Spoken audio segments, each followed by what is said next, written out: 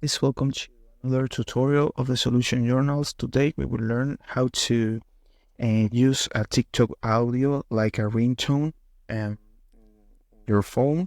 So the first step is go to the application of TikTok, and for example, if you got that audio here, the only thing you need to do is go to the option of the disc here in the video, and you need to put here in use sound. So you pick here in use sound, and after that you need to select the option with more time in the video, and after that you need to go to the option of upload, and you need to upload a photo, for example, and you pick in next.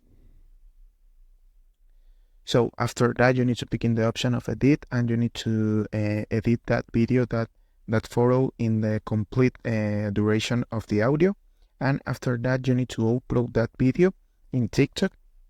And when you got this video posted on TikTok, you need to pick in the option of download video.